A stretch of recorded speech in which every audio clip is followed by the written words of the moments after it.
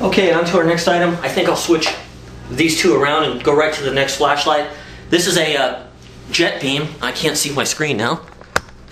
This is a jet beam Raptor RRT1.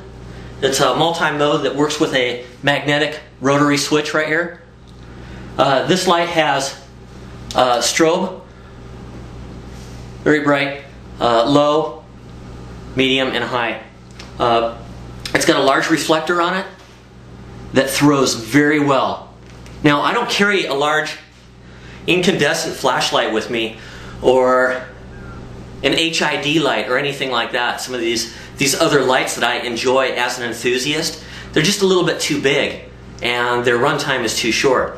So when I need an extended capability from these single cell pocket lights that I have, I go to something like this. Now this will allow me to see pretty well out to about 200 yards, depending on what I'm looking at, of course. But in here, I always keep a fully charged 18650 lithium-ion battery, and that'll give me a lot of runtime. And for backups, this light can use two RCR 123s, those are rechargeables, or two CR 123 lithium primary batteries. So I've got a couple different formulas. Now, both of those you saw over here in my kit, rechargeables and primaries. Okay, the next thing is a little case logic with my Garmin Nuvi GPS in it. So this is just handy for around town street kind of stuff, but it will also work out in the sticks, and you can actually set up waypoints off of any roads or anything, and then reference other waypoints from where you're at.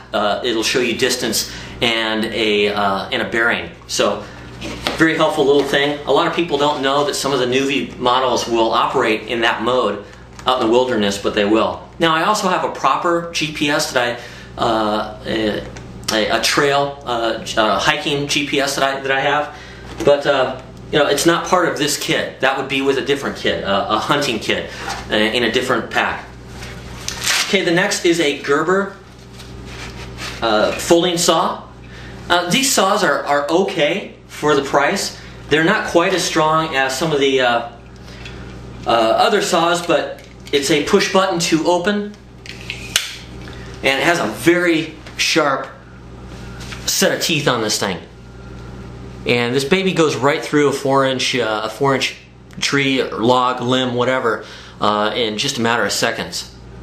One year I was pulling into our camping spot where we hunt, and there was a big tree across the road, probably 6 inches in diameter. Well, I was thinking, oh man, I wish I had brought the chainsaw, but I got this out, or one like it, and it went through that tree in 30 seconds. So, and I was able to drag it off to the side. Great little tool to have. It doesn't weigh much. Inside of this case is also a secondary blade. This blade's a little different. It has shorter teeth on it. It has shorter teeth on it here. And this was meant to be used as a bone saw. So for a hunter, we would use it to cut up the inside of the sternum, or to cut through the pelvis. But you can also use this on other hard types of media, like PVC pipe or other hard type of things where the wood blade would not be ideal. So a great tool, and it has a lot of value for its weight. It's hard to replace a saw. All right, next here, my Gerber needle nose multiplier. This is my basic multiplier. I believe this one's called the Fisherman, and it has the long needle nose on it. A lot of people criticize these for being weak. They may be right, but so far I haven't had any problems with it. And I like the needle nose. It gives me a little bit more capability for holding small objects and so on. It does have a real good wire cutter on it here, and it has a file, which is really important to me. That was the regular blade. It has a file, so a very, very helpful tool for me. It also has an awl on it, and it does have scissors.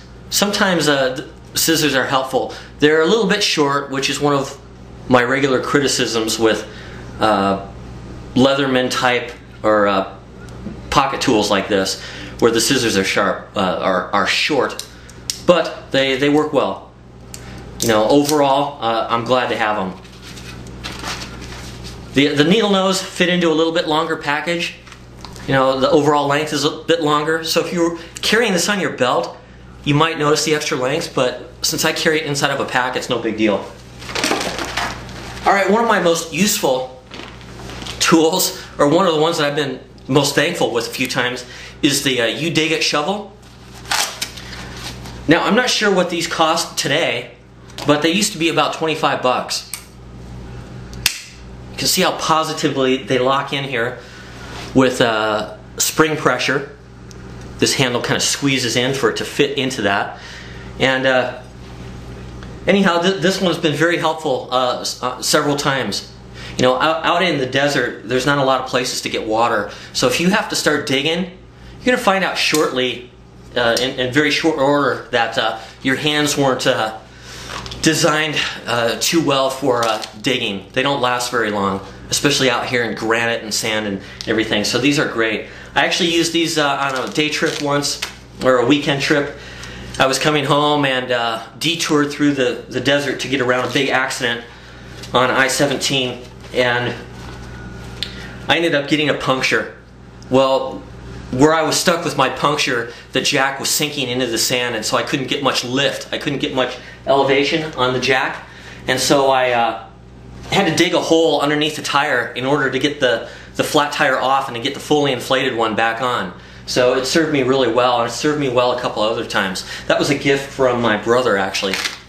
Great tool. Now, oh, also, I saw one of these that looked like a clone over at Walmart, and it was about 5 or 6 bucks. The construction looked very similar to this one, and I had to say I was surprised looking at it, of its quality. It even had a nylon case with it too. I believe it had a Velcro closure.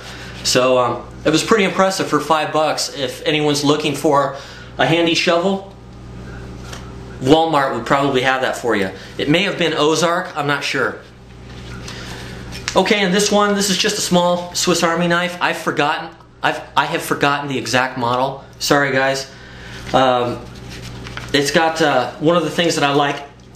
Trying to drop it there. One of the things I like on this one is the pliers. It has a small set of pliers that gives me a little more delicate of a plier than the larger Gerber tool. So these are really great. The other ones are good if you get a big chunk, a big cholla cactus ball, you know, stuck in your leg or something like that. That's where the larger ones come in. But for individual needles that really get buried, these really work well, and they get down close to the skin, and you know, they'll actually kind of pinch the skin a little bit. So a great tool. Now, of course, it's got all the other stuff on here, the scissors and blades, and you know, also useful things. In addition to that, I do carry some tweezers with me, and I think that I just picked these up on Target, at Target somewhere. See what kind. It says Revlon on them, and it says stainless steel, so I think I picked those up over in cosmetics or something like that. So, not that I hang out in cosmetics there, guys, but they were inexpensive, so if you need a good set of pliers or tweezers, those work really good.